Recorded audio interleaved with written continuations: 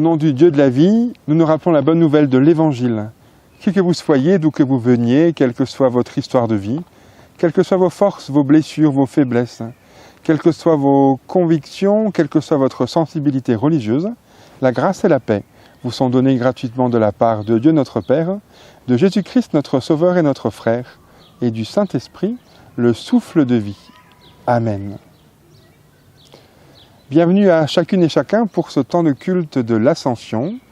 L'Ascension, plutôt un vrai prétexte pour partir en long week-end, un prétexte pour aller à la foire éco-bio à Colmar ou faire tout autre chose que d'aller à un culte, avouons-le. L'Ascension, un peu le parent pauvre entre Pâques, la grande fête de Pâques, et Pentecôte, la fête de l'effusion de l'Esprit Saint. Et pourtant, l'Ascension est un entre-deux entre cette fête de la résurrection qu'est Pâques et ce don de l'Esprit à Pentecôte.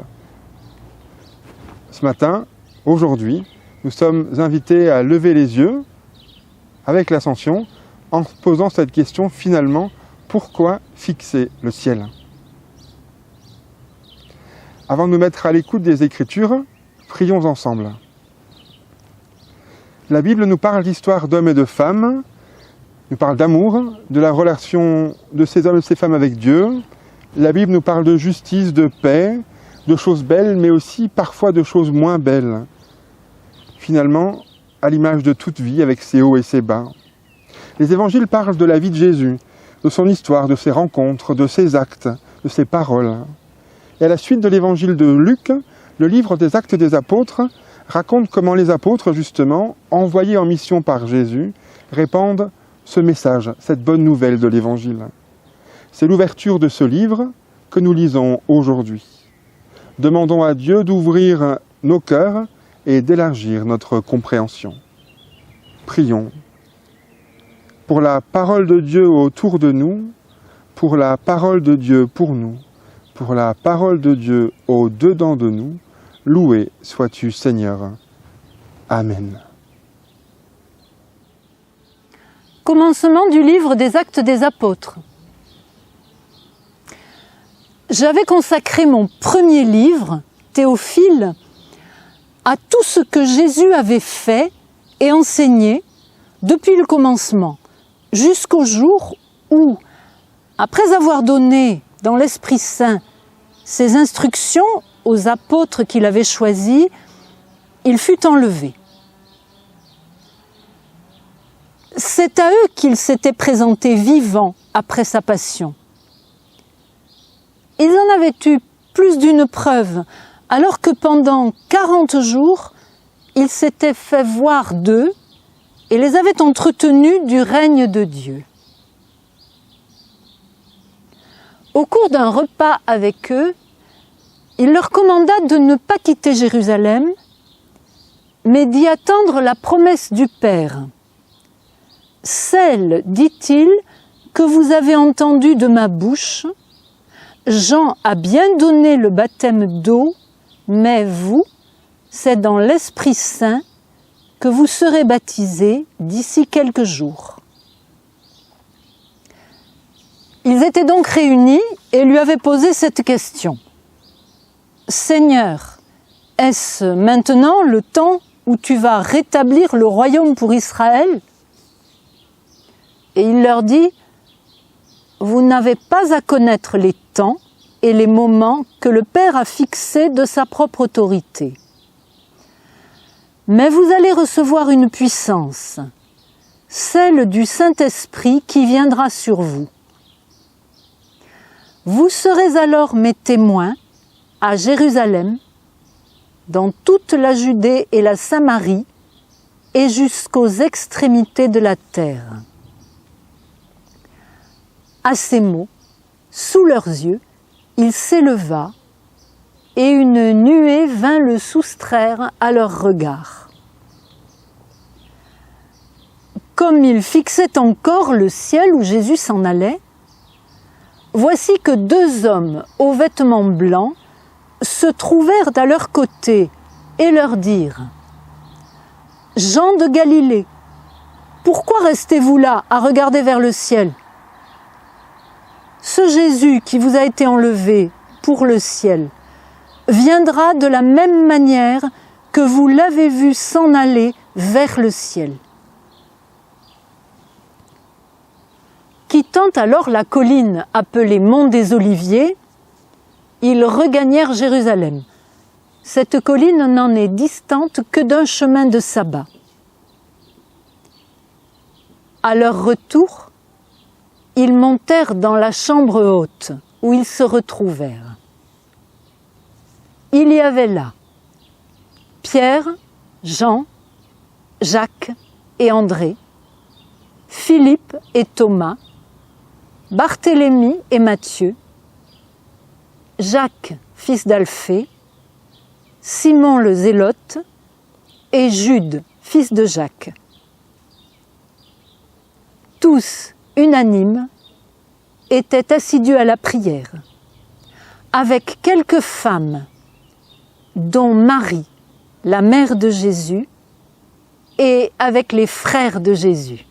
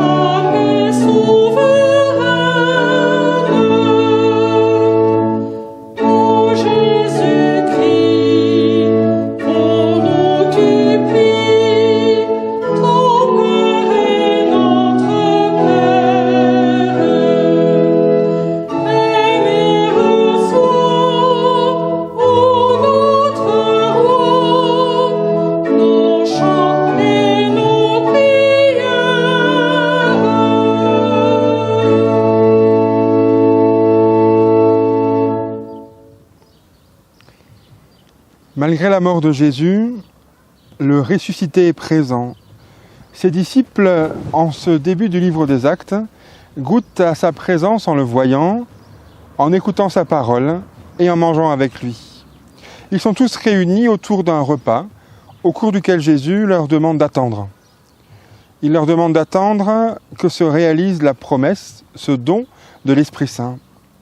Ils sont réunis au Mont des Oliviers, le lieu de la défection des disciples, le lieu de la prière solitaire de Jésus, le lieu auquel ils s'étaient rendus, le lieu après la fin houleuse de ce dernier repas. L'histoire commune de Jésus et de ses disciples reprend là où elle s'était arrêtée. Mais le temps est limité, le temps est compté, 40 jours précisément. 40 jours à montrer, prouver qu'il est bien vivant. 40 jours comme 40 jours de désert au début du ministère de Jésus. 40 jours comme 40 jours de Moïse au mont Sinaï. 40 jours comme 40 ans de traversée du désert pour le peuple de Dieu. 40, une plénitude, un temps qui dépasse l'entendement. Les disciples montrent clairement des signes d'impatience. « Seigneur, est-ce maintenant ?» demande-t-il à Jésus. Une impatience, un questionnement que nous connaissons bien en cette période de confinement où les questions sont nombreuses. Est-ce maintenant que les restaurants et les bars vont enfin ouvrir ? Est-ce maintenant que les écoles vont enfin rouvrir pour laisser les parents en paix ? Est-ce maintenant que nous pouvons retourner au cinéma, au musée, au théâtre ou à un concert ? Est-ce maintenant que nous pouvons embrasser et enlacer ceux que nous aimons ? Est-ce maintenant que nos lieux de culte vont ouvrir? Est-ce maintenant?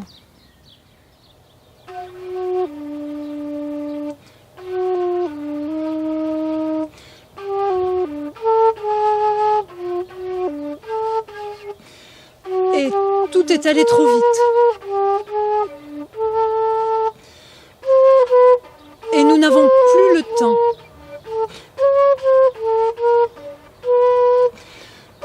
Tout s'échappe, tout recule. Tout s'échappe, tout recule, tout s'échappe, tout recule, tout s'échappe, tout recule. Les glaces, le bois, la mer. Le silence, un bruit de bulles dans un petit matin clair.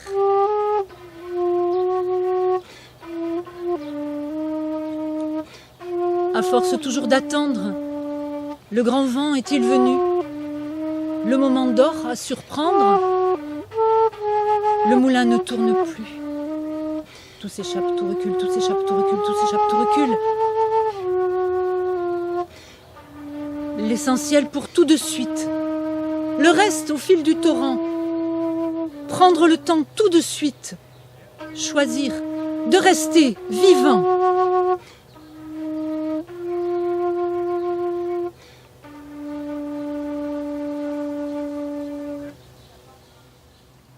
Jésus annonce le don de la puissance du Saint-Esprit qui permettra aux apôtres d'être témoins. Les disciples sont appelés à être témoins à Jérusalem, dans toute la Judée et la Samarie, et jusqu'aux extrémités de la terre. Les disciples sont également appelés à être des témoins universels, non seulement pour le peuple juif, le peuple élu, mais pour le monde entier. Et c'est précisément dans l'ancrage du peuple juif, dans l'histoire du peuple juif, que l'évangéliste Luc s'inscrit. Déjà dans le Premier Testament, le prophète Élie est enlevé au ciel. Et l'insistance sur le regard des disciples rappelle Élisée, le disciple d'Élie, qui lui aussi voit monter son prophète, son maître, au ciel. La nuée vient soustraire Jésus au regard de ses disciples. La nuée qui dérobe Jésus symbolise la présence de Dieu, à la fois donnée et cachée. C'est cette nuée qui, dans le récit de l'Exode, accompagne la gloire de Dieu, sa présence sous la tente ou alors à la tête du peuple en marche. Finalement, comme dans le récit des pèlerins d'Emmaüs, on ne peut pas retenir Jésus. Une envie de retenir Dieu que nous avons quand nous essayons de le faire entrer dans nos cases, dans nos concepts.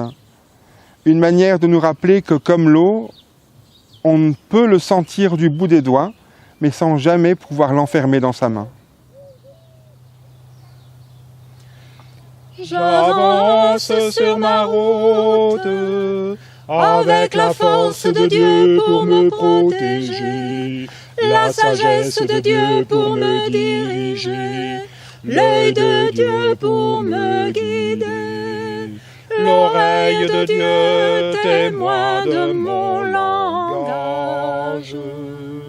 Que la parole de Dieu soit sur mes lèvres, que la main de Dieu me garde, que le chemin qui mène à Dieu s'étende devant moi, que le bouclier de Dieu me protège, que l'armée invisible de Dieu me sauve de toutes les embûches du démon, de tout vice qui pourrait me réduire en esclavage, et de tous ceux qui me veulent du mal au cours de mon rapide ou long voyage, seul ou avec la multitude.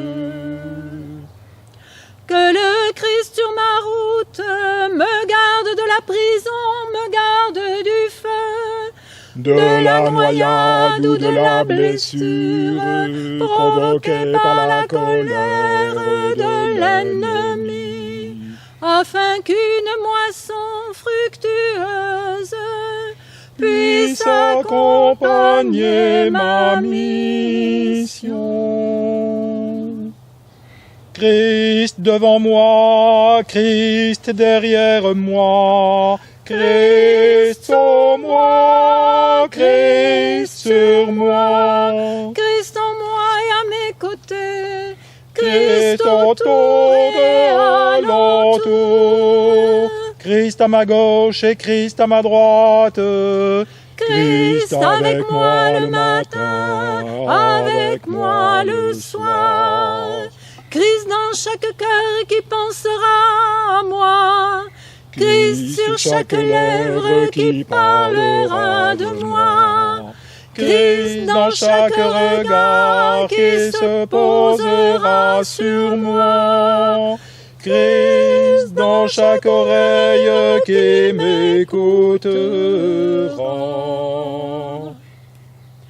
Sur ma route, me conduisant vers les grands du monde et leur colère, j'invoque le pouvoir de la Trinité sainte, par ma foi dans la triade, par ma foi dans le Père, dans la divinité éternelle du Créateur.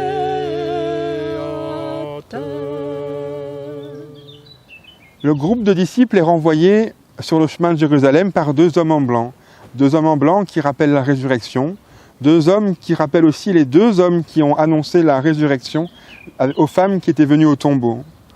On peut donc dire qu'il s'agit ici d'un nouveau départ.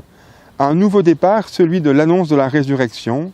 Au tombeau, deux hommes annoncent la résurrection. À l'ascension, ils ouvrent le temps du témoignage des apôtres. Le témoignage des apôtres de la résurrection. Les apôtres fixent le ciel, ils espèrent encore voir réapparaître Jésus rapidement. Les deux hommes interpellent alors les apôtres. Ils les appellent Jean de Galilée. La Galilée, c'est là où après la tentation au désert, Jésus commence son ministère. Jésus commence son enseignement. L'histoire repart avec la même possibilité de la proclamation, mais ce n'est plus Jésus qui proclame la parole de Dieu, l'amour de Dieu, mais c'est les disciples qui ont cette mission. Ainsi, renvoyé à son histoire, le groupe des disciples commence sa mission. Ils forment un groupe uni où l'identité de chacun est préservée et l'ouverture à l'autre est possible. Tous, mais chacun, ensemble dans la prière. Tous, mais avec d'autres femmes, avec la famille de Jésus, ses frères, ses vrais frères ou ses cousins, mais sans Judas qui n'est pas encore remplacé. Le cercle commence déjà à s'élargir. De cercle restreint, il se fait plus large, avec une ouverture, mais toujours en gardant en son centre le même maître qui n'est plus là que par sa parole et son esprit. Le cercle ne connaît pas de fin, il part du noyau jusqu'aux extrémités de la terre, d'hier à aujourd'hui, des disciples à nous.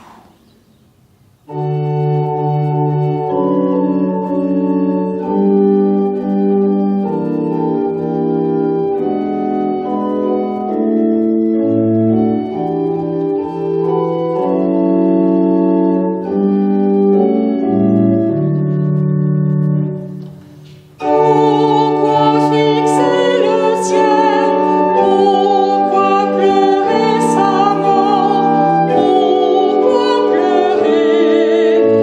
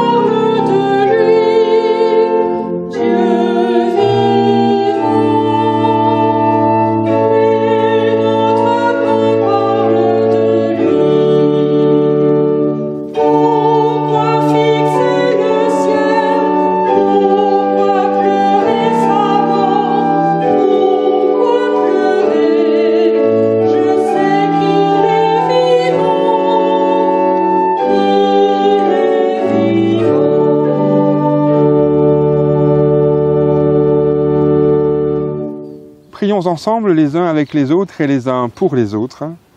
Prions ensemble et demandons à Dieu d'élever notre prière.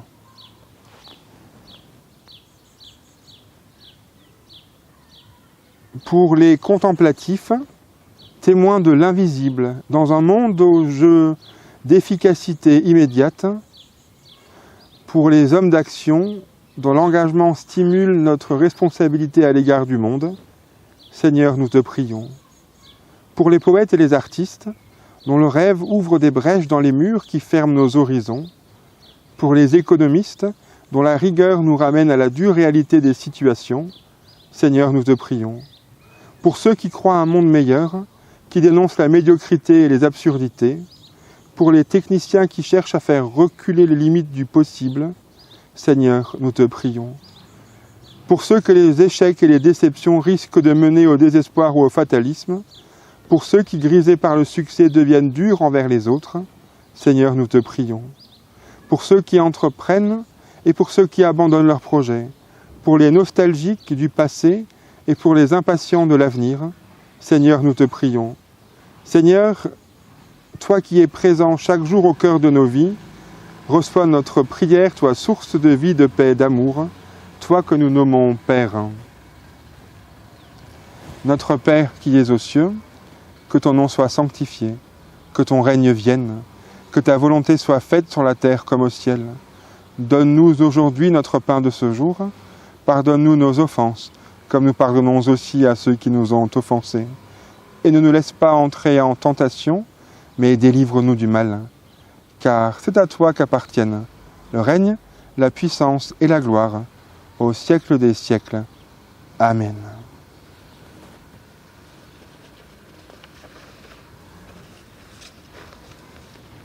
Ma paix, je vous laisse, dit le Seigneur, ma joie sera en vous, moi-même sans cesse, je serai avec vous. Que Dieu nous bénisse et nous garde, lui qui nous envoie sur nos chemins de vie. Que le Dieu qui a levé Jésus-Christ d'entre les morts fasse lever en toi ce qui est mort. Que le Dieu qui sème à tout vent fasse lever en toi la plus belle des moissons. Il t'accompagne tous les jours sur ton chemin de vie. C'est lui qui t'aime et qui te bénit. Amen.